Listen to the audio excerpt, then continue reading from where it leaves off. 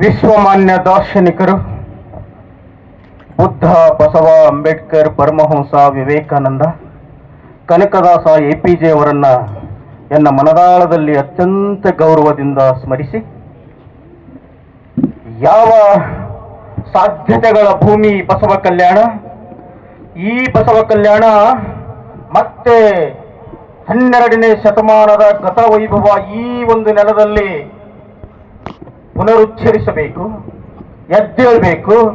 ಆ ನಿಟ್ಟಿನಲ್ಲಿ ಇಡೀ ಮನುಕುಲಕ್ಕೆ ಹೊಸ ಒಂದು ಜ್ಯೋತಿ ಬೆಳಗಬೇಕು ಅನ್ನುವಂಥ ಸತ್ಯ ಸಂಕಲ್ಪದೊಂದಿಗೆ ಈ ಒಂದು ಕಾಯಕ ಉತ್ಸವ ಅನ್ನುವಂಥ ಕಾರ್ಯಕ್ರಮ 4 ವರ್ಷಗಳಿಂದ ನಡೆದು ಬರ್ತಾ ಇದೆ. 4ನೇ ಕಾಯಕ ಉತ್ಸವದ ಈ ಗೋಧೂಳಿಯ ಸಮಯದಂದು ನಡೆಯುತ್ತಿರುವಂತಹ ಪವಿತ್ರ ಕಾಯಕ ಚಿಂತನ ಸಮಾವೇಶದ ಪಾವನ ಸಾನ್ನಿಧ್ಯವನ್ನು ವಹಿಸಿರುವಂತಹ ಶಿವಾಚಾರ್ಯ ರತ್ನ, ಧರ್ಮರತ್ನ, ಸದ್ಧರ್ಮ ಶಿಖಾಮಣಿ, ಭಕ್ತರ ಭಗವಂತ, ಸಮನ್ವಯ ಸಂತ, ನಡೆದಾಡುವ ದೇವರು, ಪರಮ ಪೂಜ್ಯ ಡಾಕ್ಟರ್ ಚನ್ನವೀರ ಮಹಾಶಿವಾಚಾರ್ಯರಿಗೆ ಎನ್ನ ನೊಸಲ ಸ್ಪರ್ಶ ದಂಡ ಪ್ರಣಾಮಗಳ ಸಮರ್ಪಣೆ ಬಂಧುಗಳೇ. ಯಾವ ಬಸವ ನೆಲದಲ್ಲಿ ಜೋಳಿಗೆ ಹಾಕಿ ತಮ್ಮೆಲ್ಲ ದುಶ್ಚಟಗಳನ್ನ ನನ್ನ ಜೋಳಿಗೆಗೆ ಕೊಡ್ರಿ, ನೀವು ಮೊಬೈಲ್ ಬಿಟ್ಟು ರಾಯಲ್ ಆಗಿ ರಿಯಲ್ ಆಗಿ ಜೀವನ ಮಾಡ್ರಿ ಅಂತ ಜೋಳಿಗೆ ಹಾಕಿ ಇದೇ ರಸ್ತೆಯಲ್ಲಿ ಓಡಾಡಿದಂತಹ ಅತಿ ಚಿಕ್ಕ ವಯಸ್ಸಿನಲ್ಲಿ ದೊಡ್ಡ ದೊಡ್ಡ ವಿಚಾರಗಳನ್ನ ದೂರದೃಷ್ಟಿಯನ್ನ ಇಟ್ಟುಕೊಂಡು ಈ ನೆಲದ ಉನ್ನತಿಗಾಗಿ ಶ್ರಮಿಸುತ್ತಿರುವ ಗವಿಮುಠದ ಪೂಜ್ಯರ ಪವಿತ್ರ ಪಾದಗಳಿಗೆ ಅಣೆಮಣೆದು, ಯಾವ ಮಠಗಳ ಆಲಯ ಮಂಠಾಳ ಬಹಳ ಆಳವಾಗಿ ಆ ಮಠದ ಪರಂಪರೆಯನ್ನ ಬೇರಿರುವಂತ ಮಂಠಾಳ ಗ್ರಾಮದ ಚೌಕಿ ಮಠದ ಪೂಜ್ಯರ ಪವಿತ್ರ ಪಾದಗಳಿಗೆ ಸ್ವಾಭಿಮಾನದ ಶರಣುಗಳನ್ನು ಸಮರ್ಪಿಸಿ, ಈ ವೇದಿಕೆಯ ಮೇಲೆ ಆಸೀನರಾಗಿರ್ತಕ್ಕಂಥ ಯಾವತ್ತು ಸಮಾಜ ಸೇವೆಗೆ ತಮ್ಮನ್ನು ತಾವು ತೊಡಗಿಸಿಕೊಂಡಿರ್ತಕ್ಕಂಥ ಮಾನ್ಯ ಮಹೇಶ್ ಪಾಟೀಲ್ ಜಿ, ನಮ್ಮ ಜಗನ್ನಾಥ್ ಪಾಟೀಲ್ ಮಂಠ ಕೋರ್ಕೆಯವರು, ಎಲ್ಲ ಮಹನೀಯರನ್ನ ಇನ್ನೊಮ್ಮೆ ಬಹಳ ನಮ್ರತೆಯಿಂದ ಅವರ ಪದತಲಕ್ಕೆ ಹಣೆಮಣೆದು, ಈ ಸಮಾರಂಭದಲ್ಲಿ ಉಪಸ್ಥಿತರಿರುವ ತಮ್ಮೆಲ್ಲ ಶರಣು ತಂದೆ ತಾಯಿಗಳಿಗೆ ತಮ್ಮ ಪದತಲಕ್ಕೆ ನಾನು ಅತ್ಯಂತ ವಿನೀತನಾಗಿ ಶರಣುಗೈದು, ಪ್ರೀತಿಯ ಬಂಧುಗಳೇ,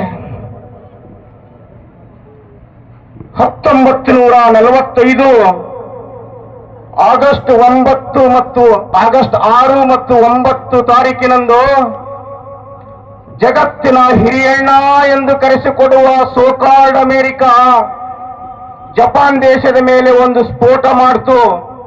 ಇವತ್ತಿಗೂ ಜಪಾನ್ ನರಳುತ್ತಾ ಇದೆ. ಆದರೆ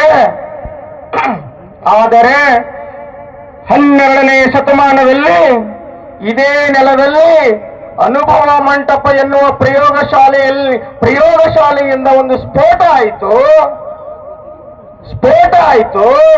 900 ವರ್ಷಗಳವರೆಗೂ ಕೂಡ ಆ ಸ್ಫೋಟದಿಂದ ಹೊರಹೊಮ್ಮಿದಂತ ಜ್ಞಾನ ಜ್ಯೋತಿ ಇಡೀ ವಿಶ್ವ ಬೆಳಗ್ತಾ ಇದೆ. ಆ ಅನುಭವ ಮಂಟಪ ಅನ್ನುವಂತಹ ಸಂಸ್ಥೆಯಲ್ಲಿ ಹುಟ್ಟಿದಂತಹ ಒಂದು ಚಿಂತನೆ, ಅದು ಪದ್ಧತಿಯಾಗಿ, ರೂಢಿಯಾಗಿ, ಪರಂಪರೆಯಾಗಿ, ಮುಂದೆ ಸಂಸ್ಕೃತಿಯಾಗಿ ಈ ಧರೆಯನ್ನ ಬೆಳಗುವ ನಿಟ್ಟಿನಲ್ಲಿ ಅನೇಕ ಶಿವಶರಣರು ತಮ್ಮ ಯೋಗದಾನವನ್ನ ಮಾಡ್ತಾ ಬಂದಿದ್ದಾರೆ.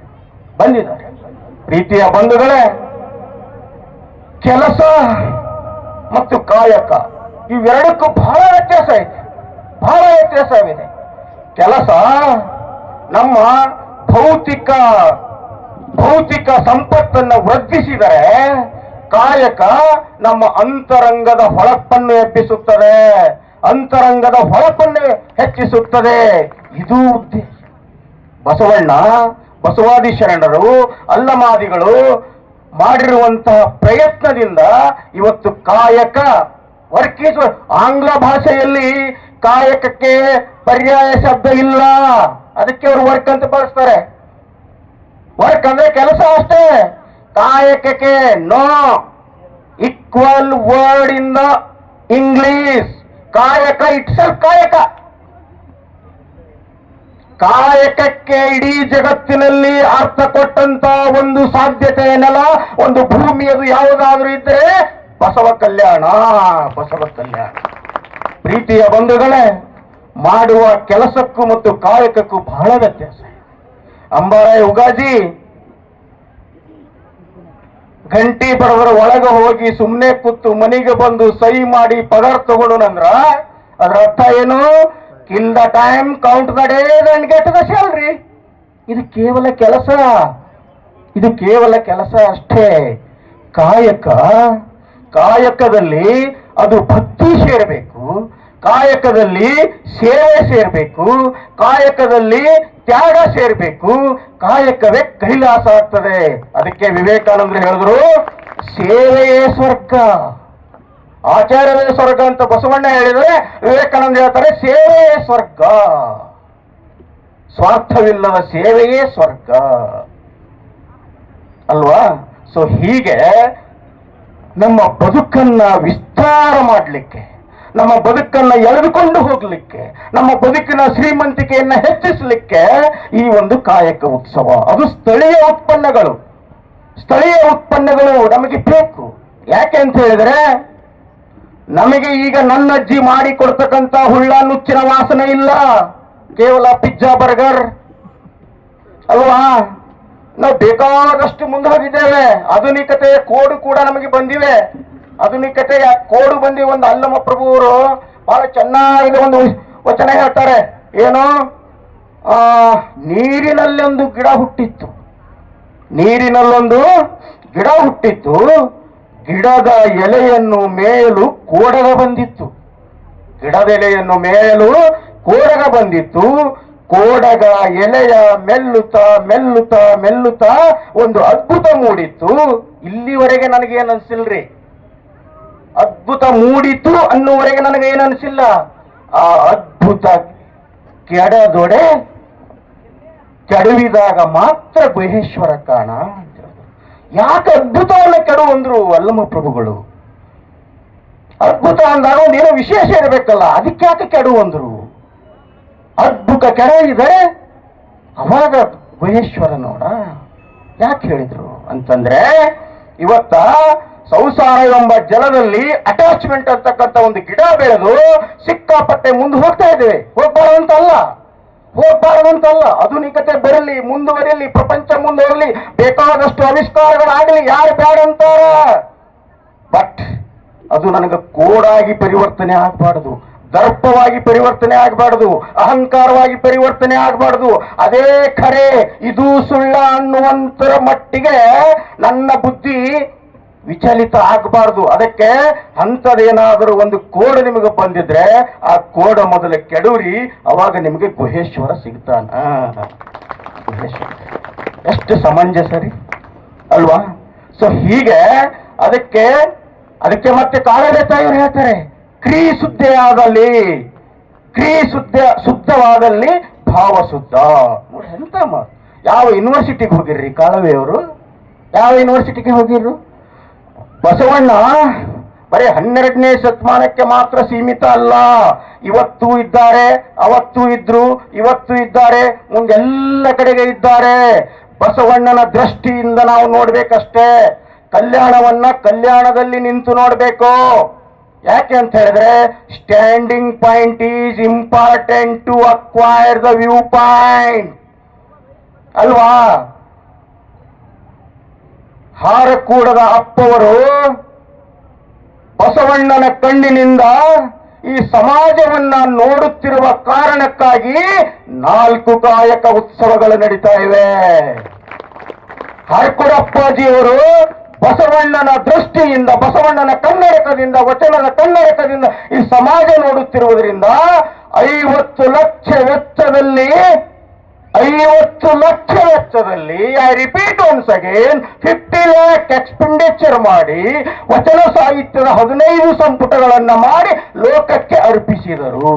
ಅಷ್ಟೇ ಅಲ್ಲ, 1 ಲಕ್ಷಕ್ಕೂ ಹೆಚ್ಚು ಸದ್ಗ್ರಂಥಗಳನ್ನ ಭಕ್ತರಿಗೆ ಉಚಿತವಾಗಿ ಆಶೀರ್ವಾದದ ರೂಪದಲ್ಲಿ ಕೊಟ್ಟಂತ ಶಿವಾಚಾರ್ಯರು ಇವತ್ತು ನಮ್ಮ ಮಧ್ಯದಲ್ಲಿ ಇದ್ದಾರನ್ನೇ ಹಾರಕೂಡಿ ಶಿವಾಚಾರ್ಯರು. ಇದು ಬಣ್ಣನೇ ಅಲ್ಲ, ಬಣ್ಣನೆ ಅಲ್ಲ, ಪ್ರಾಮಾಣಿಕವಾಗಿ ಹೇಳ್ತಾ ಇದ್ದೇನೆ, ಇದು ಬಣ್ಣನೆ ಅಲ್ಲ. What I am telling, it is totally matter of fact. Matter of fact. ಅವ್ರ ಪ್ರಭಾವ ಹೆಂಗಿದೆ ಅಂದ್ರೆ, ಮೊನ್ನೆ ನಾನು ಹರ್ಕುಡಕ್ಕೆ ಹೋದಾಗ ಅಲ್ಲಿ ಶೌಚಾಲಯದ ಮುಂದೆ ಒಬ್ಬ ವ್ಯಕ್ತಿ ಕೂಡ್ತಾರೆ. ಶೌಚಾಲಯದ ಮುಂದೆ ಮಾಡಿ ಬರುವಾಗ ಅವರಿಗೆ 20 ರೂಪಾಯಿ ನೋಟ್ ಕೊಟ್ಟ. ಬ್ಯಾಡ್ರಿ ಅಂದ್ರು. ಯಾಕ್ರಿ ನಮ್ಗೆ ಅಪ್ಪರು ಬಹಳ ಖುಷಿ ಇಟ್ಟಾರ್ರಿ, ನಿಮ್ ರೊಕ್ಕ ಎದಕ್ಕೆ ಬೇಕು ನನಗ ಅಂದ್ರು. ಅಷ್ಟೇ ಅಲ್ಲ, ಮುಂದೆ ಕೇಳ್ರಿ, ಅದು ಹ್ಯಾಂಗ್ರಿ, ನಿಮ್ ಹೆಸರು ಏನ್ರಿ ಅಂದೆ. ಅಪ್ಪರು ದಯಾರಿ, ನಾ ಆನಂದ್ ಇದ್ರಿ, ನನ್ನ ಹೆಸರು ದಯಾನಂದ್ರಿ ಅಂತ. ಅಷ್ಟೇ. ಇಷ್ಟೆಲ್ಲ ಕೇಳಿದ ಮೇಲೆ ಮತ್ತೊಂದು 20 ರೂಪಾಯಿ ಕೊಡ್ಬೇಕನ್ನಿಸ್ತು. ಹುಡುಕ್ ಹೋದ. ಸಾಕ್ರಿ ಮಾಸ್ಟರ್ ಸಾಬ್ರಿ ಅಂದ್ರು. ಯಾಕ್ರಿ ಸಾಕಲ್ಲತ್ತಿರಲ್ಲ? ಸಾಕನ್ನೋರು ನಿಮಗೆ ನೋಡೋಣ. ಈಗ ನನಗೂ ಹಿನ ಬೇಕಾಗ್ಯದ, ಲಕ್ಷ ರೂಪಾಯಿ ಸಂಬಳ ತಗೊಂಡ್ರು ಹಿನ ಬೇಕನ್ನಿಸ್ಲತ್ತದ. ನಿಮ್ಮಂತ ಸಾಮಾನ್ಯ ಶೌಚಾಲಯದ ಮುಂದೆ ಕೂಡ್ತಕ್ಕಂತ ಒಬ್ಬ ವ್ಯಕ್ತಿ ಸಾಕಂತಿರಲ್ಲ ಅಂದಾಗ ಏನಬೇಕು? ಸಾಕನ್ನೋದೇ ದೊಡ್ಡದ್ರಿ, ಬೇಕನ್ನೋದು ಸಣ್ಣದ್ರಿ, ಮಾಸ್ಟರ್ ಸಾಬ್ರಿ ಅಂದ್ರು. ಆ ದಯಾನಂದಗೆ ನಾನು 12ನೇ ಶತಮಾನದ ಶರಣರ ಸಾಲಿನಲ್ಲಿ ನೋಡ್ಬೇಕಲ್ಲ. ಹರ್ಕುಡು ಮಠದ ಪತ್ರೊಳಗೆ ಎತ್ತಾರೆ, ಬಹಳ ಸುಖ ಅದ ಅಂತಾರೆ. ಅವ್ರ ಮಗ ಇವತ್ತು MBBS ಓದಕತ್ತೆ. ಮಗ MBBS ಓದ್ತಾರ, ಅವ್ರ ಪತ್ರೊಳಗೆ ಎತ್ತುವ ಕಾಯಕದಲ್ಲಿ ನಿರತರಾಗ್ಯಾರ. ಇದು ಇದು ಇದು ಇದು ಇದು ಎಲ್ಲ ಫ್ಯಾಕ್ಟು. ಇದು ಯಾವುದು ನಾನು ಬಣ್ಣನೆ ಮಾಡ್ತಾ ಇಲ್ಲ. ಸೊ ಹಾಗಾಗಿ ಇವತ್ತು ಈ ಒಂದು ಕಾಯಕ ಉತ್ಸವ ನಮ್ಮ ಸ್ಥಳೀಯ ಉತ್ಪನ್ನಗಳಿಗೆ ಮತ್ತೆ ಬರಬೇಕು, ಮತ್ತೆ ಬರಬೇಕು. ನೀವು ಮಾತು ಹೇಳ್ತೀನಿ, ಬಸವಣ್ಣ ಯಾವ ರೀತಿ ಕೆಲಸ ಮಾಡ್ತಾರೆ ಅಂದ್ರೆ, ನೆನಪಿರ್ಲಿ ಬಂಧುಗಳೇ, ಒಂದು ಮಾತು ಹೇಳ್ತೇನೆ. ಬಾಗಲಕೋಟೆಯಲ್ಲಿ ಗುರಮ್ಮ ಸ್ವಾಮಿ ಅಂತಕ್ಕಂಥ ಒಬ್ಬ ತಾಯಿ, 85 ವರ್ಷದ ತಾಯಿ ಗುರಮ್ಮ ಸ್ವಾಮಿ, ಬಾಗಲಕೋಟ್, 85 ವರ್ಷದ ತಾಯಿ 200ಕ್ಕೂ ಹೆಚ್ಚು ಬಾಲ್ಯ ವಿವಾಹಗಳನ್ನು ತಡೆಗಟ್ಟಿದ್ದಾಳೆ. ಇದು ಕಾಯಕ ಅಲ್ವಾ? ವಿಜಯನಗರದ ಈರಮ್ಮ ಅಂತಕ್ಕಂಥ ತಾಯಿ 103 ವರ್ಷ, ಆಕೆಗೆ ಇಡೀ ಜೀವಮಾನದಲ್ಲಿ 13,000 ಬಾಣಂತಿಗಳನ್ನ ಮಾಡಿದ್ದಾಳೆ.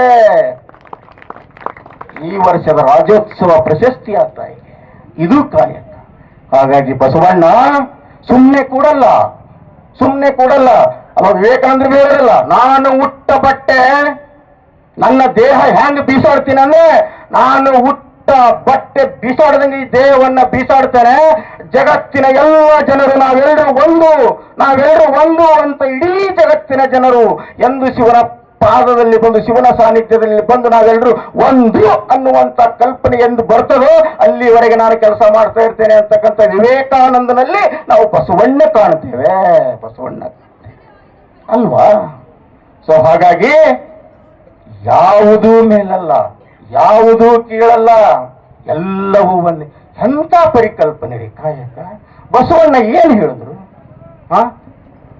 ದೀರ್ಘ ಒತ್ತಕ್ಷರ ಇಲ್ಲದ ಒಂದು ವಚನ ಹೇಳಿಬಿಟ್ರಲ್ಲಿ, ಕಳಬೇಡ ಕೊಲಬೇಡ. ಇಡೀ ಜಗತ್ತಿನ ಎಲ್ಲ ಸಮಸ್ಯೆಗಳಿಗೆ ಉತ್ತರ ಇದೆ ಅದರಲ್ಲಿ. ಬಸವಣ್ಣ ಏನು ಮಾಡ್ಬೇಕಂತ ಹೇಳಿಲ್ಲ, 7 ಮಾಡಬೇಡ್ರಿ ಅಪ್ಪ,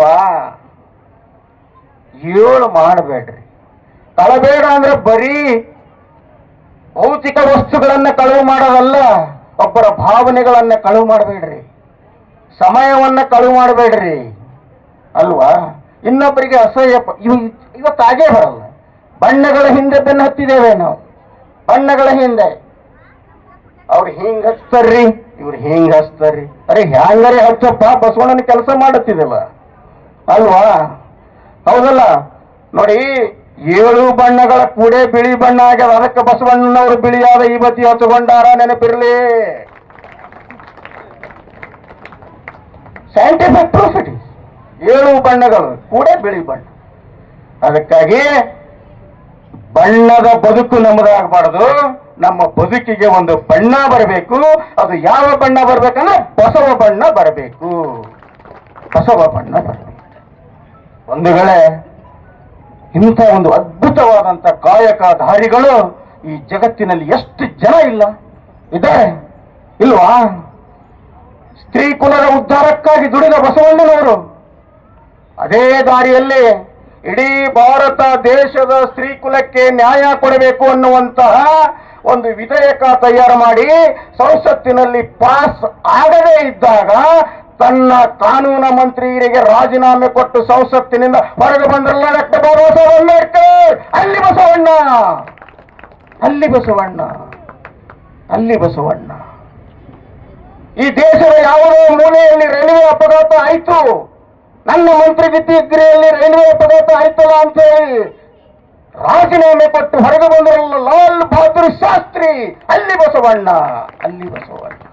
ಇವತ್ತ ಒಂದು ಗ್ರಾಮ ಪಂಚಾಯತ್ ಮೆಂಬರ್ ಆದ್ರೂ ಸಾಯತ್ತನಾದ್ರೂ ವಾಸನೆ ಹೋಗಲ್ಲ ನಮಗ, ಅಲ್ವಾ ಅಲ್ವಾ? ನೋಡಿ, ನನ್ನ ಮಾತುಗಳು ಸ್ವಲ್ಪ ಖಾರ ಇರ್ತಾವ. ನನಗೆ ಒಮ್ಮೆ ಕರೆಸೋರು ಮತ್ತೊಮ್ಮೆ ಕರೆಸಲ್ಲ. ಅಪ್ಪವ್ರೆ 2 ಸಲ ಕರೆಸ್ಯಾರ. ಒಮ್ಮೆ ಕರೆಸೋರು ಮತ್ತೊಮ್ಮೆ ಕರೆಸಲ್ರಿ, ಅಪ್ಪವರೇ ಕರೆಸ್ಯಾರ ನನಗೆ 2 ಸಲ. ಯಾವ ಭಾಗ್ಯ! ಎಲ್ಲೋ ಒಂದು ವರ್ಗ ಕೋಣೆಯ ನಡುವೆ ಪುಟ್ಟ ಪುಟ್ಟ ಮಕ್ಕಳಿಗೆ ಪಾಠ ಮಾಡಿ ಇರ್ತಕ್ಕಂಥ ಅಂಬಾರ ಉಗಾಜಿ ಅಂತವನಿಗೆ ಇಂಥ ಪ್ರಾಜ್ಞರ ವೇದಿಕೆ ಮೇಲೆ ತಂದು ನಿಂದ್ರಿಸ್ತಾರಂದ್ರ ಇದು ಬಸವ ದೃಷ್ಟಿ, ಇದು ಬಸವ ದೃಷ್ಟಿ. ಅದಕ್ಕಾಗಿ ಸಂಕವ ತಾಯಿ ಶರಣೆಯಾದ್ರು, ಅದಕ್ಕಾಗಿ ಕಾಳವೇ ಶರಣೆಯಾದ್ರು, ಅದಕ್ಕಾಗಿ ಸತ್ಯಕ್ಕೆ ಶರಣೆಯಾದ್ರು, ಅದಕ್ಕಾಗಿ ಲಕ್ಕಮ್ಮ ಶರಣೆಯಾದ್ರು. ಈ ಸಕ್ಕಿ ಆಸೆ ನಮಗೆ ಯಾಕೆ? ಇವತ್ತ ಓಸುವಕ್ಕಿ ನಮಗೆ ಬೇಕು ಅಲ್ವಾ? ನನಗೆ ಹಿಡ್ಕೊಂಡೆ, I am not a perfect. ನಾನು ಪೂರ್ಣನೂ ಅಲ್ಲ, ಪರಿಪೂರ್ಣನೂ ಅಲ್ಲ, ಏನೂ ಅಲ್ಲ ರೀ, ಏನೂ ಅಲ್ಲ ಅಲ್ವಾ? ಸೊ ಹಾಗೆ ನಮ್ಮ ಕಾಯಕದಲ್ಲಿ ಸತ್ಯ ದರ್ಶನ ಆಗ್ತಾ ಇತ್ತು ಅಂದ್ರೆ ಅದು ಕಾಯಕ. ನಾನು ಮಾಡುವ ಕೆಲಸದಲ್ಲಿ ಪ್ರಾಮಾಣಿಕತೆಯ ಪರಿಮಳ ಬರ್ತಾ ಇತ್ತು ಅಂದ್ರೆ ಅದು ಕಾಯಕ. ನಾನು ಮಾಡುವ ಕೆಲಸದಲ್ಲಿ ಸೇವೆ ಮತ್ತು ತ್ಯಾಗ, ಸೇವೆ ಮತ್ತು ತ್ಯಾಗ ಇವೆರಡೂ ನಮ್ಮ ದೇಶದ ಅದ್ಭುತವಾದಂತಹ ಒಂದು ಆದರ್ಶಗಳು. ಸರ್ವಿಸ್ ಅಂಡ್ ಸ್ಯಾಕ್ರಿಫೈಸ್ ಬಹಳ ದೊಡ್ಡ ಆದರ್ಶಗಳು. ಇದು ನನ್ನ ದೇಶ ಜಗತ್ತಿಗೆ ಕೊಟ್ಟಿದ್ದು. ಹಾಗಾಗಿ ಇಂಥ ಆದರ್ಶಗಳನ್ನ ಅರಳಿಸ್ತಾ ಅರಳಿಸ್ತಾ ಅರಳಿಸ್ತಾ ಯಾರು ತಮ್ಮ ವೃತ್ತಿಯನ್ನು ಮಾಡ್ತಾರಲ್ಲ ಅದು ಕಾಯಕ. ಈಗ ನಮ್ಮ ಇದು ಸೂರ್ಯಕಾಂತ್ ಮಠ ಅವರು ಹೇಳಿದ್ರು, ಇಲ್ಲಿ ಒಬ್ಬರು ಲೆದರ್ ಟೆಕ್ನಾಲಜಿ ಎಂಟೆಕ್ ಮುಗಿಸಿದವರು ಬಂದಿದ್ದಾರೆ. Leather ಟೆಕ್ನಾಲಜಿನಿ MTech. ನಿಜವಾಗಿನೂ ಅವರಿಗೆ ಒಂದು ನಾನು ರಾಯಲ್ ಸಲ್ಯೂಟ್ ಹೇಳಬೇಕು ಈ ಸಂದರ್ಭದಲ್ಲಿ, ಅಲ್ವಾ? ಲೆದರ್ ಟೆಕ್ನಾಲಜಿಯಲ್ಲಿ ಎಂಟೆಕ್ ಮಾಡಿ ಸ್ವಂತ ಉದ್ಯೋಗ ಪ್ರಾರಂಭಿಸಿ ಇವತ್ತು ಹರಕೂಡ ಅಪ್ಪಾಜಿಯವರು ನಡೆಸುವಂತ ಈ ಕಾಯಕ ಉತ್ಸವದಲ್ಲಿ ಅವರು ಮಳಿಗೆ ಹಾಕಿದಾರಲ್ಲ, ನಿಜವಾಗಿನೂ ಆ ಮನುಷ್ಯ ಧನ್ಯ ಅಂತ ನಾನು ಹೇಳ್ತೇನೆ. ಧನ್ಯ. ಇದು ಬೇಕು, ಇದು ಬೇಕು. ಸ್ವಂತ ಉದ್ದಿಮೆ, ಸ್ವಂತ ಉದ್ದಿಮೆ. ಅಷ್ಟಪ್ಪ, ಇಷ್ಟೆಲ್ಲ ಹೇಳ್ತೀವಿ, ನಿನ್ನ ಮಕ್ಕಳು ಏನ್ ಮಾಡ್ತಾವಂತ ಅನ್ಬೋದು ಅಲ್ವಾ? ಇಷ್ಟೆಲ್ಲ ಬಾರಿ ಮಾತಾಡುತ್ತೀವಿ, ನಿನ್ನ ಮಕ್ಕಳು ಏನ್ ಮಾಡ್ತಾರ? ಮಗಳು ಸಾಫ್ಟ್ವೇರ್ ಇಂಜಿನಿಯರ್, ಒಪ್ಪದ ಮಗ BA ಆಫ್ನಲ್ ಇಂಗ್ಲಿಷ್ ನಲ್ಲಿ 90% ತಗೊಂಡು ಅಪ್ಪರ್ ಸಾಲಿದಾಗೆ ಕಲ್ತು 90% ತಗೊಂಡು BA ಆಫ್ನಲ್ ಇಂಗ್ಲಿಷ್ ನಲ್ಲಿ 90% ತಗೊಂಡು ಇವತ್ತು ಕುರಿ ಸಾಕಾಣಿಕೆ ಮಾಡ್ತಾ ಇದ್ದಾನೆ ನನ್ನ ಊರಲ್ಲಿ. ಅಪ್ಪವ್ರಿಗೂ ಇದೇ ವೇದಿಕೆ ಮೇಲೆ ಹೇಳಂತ ಪ್ರಸಂಗ ಬಂತು. 72 ಕುರಿಗಳವ, ಸದ್ದ 5 ಹಸುಗಳವ ನನ್ನ ಮನ್ಯಾಗ. ಪಕ್ಕ ನನ್ನ ಹೆಂಡತಿ ಗದ್ದೆ ಕೆಲಸ ಮಾಡಕ್ಕಿ ಅಲ್ವಾ? ಬೇಕಲ್ರಿ ಸ್ಥಳೀಯ ಇದು ಉತ್ಪತ್ತಿ ಆಗ್ಬೇಕಲ್ಲ, ಬರ್ಬೇಕಲ್ಲ ಅಲ್ವಾ? ಉದ್ಯೋಗ ಸಿಕ್ಕಿಲ್ಲ ಅಂತಿಲ್ಲ, ಆರಿಸ್ಕೊಳೋದು ಬಹಳ ಚಲೋ ಆಯ್ತು ಅಂದೆ, ಬಹಳ ಚಲೋ ಆಯ್ತು. ಇಂದು ನಮ್ಮ ತಾಯಿಯವರು ಭೀ ಮಾಡ್ತಿದ್ರು, ಹೌದಾ?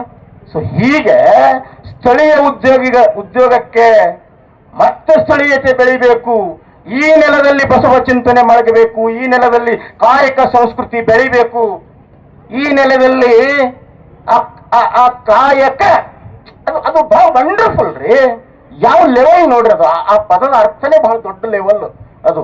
ಸುಮ್ಮನೆ ಕೆಲಸ ಮಾಡೋರೆಲ್ಲ ಕಾಯಕ ಅನಿಸ್ಕೊಳಕ್ ಸಾಧ್ಯ ಇಲ್ಲ. ಬಂಧುಗಳೇ, ಇವತ್ತು ನಾವು ಪ್ರಮಾಣ ಒಂದು ಸಂಕಲ್ಪ ಮಾಡಬೇಕು. ಇಷ್ಟೊಂದು ಖರ್ಚು ವೆಚ್ಚ ಮಾಡಿ ಹಾರ್ಕೂಡು ಪೂಜ್ಯರು ಅವ್ರು ತಿನ್ನೋದು ಎಷ್ಟು? ಒಂದು ಮುಷ್ಟಿ ಗಂಜಿ ರೀ, ಇದೆಲ್ಲ ಯಾಕೆ ಬೇಕು? ನನ್ನ ಸಮಾಜ, ನಮ್ಮ ಹರಕೂಡ ಮಠದ ಒಂದೇ ಒಂದು ಸಿದ್ಧಾಂತ ಅದ. ನನ್ನ ಹರಕೂಡ ಮಠ ಅಂತ ಹೇಳ್ತೇವೆ ನಾವೆಲ್ಲರೂ.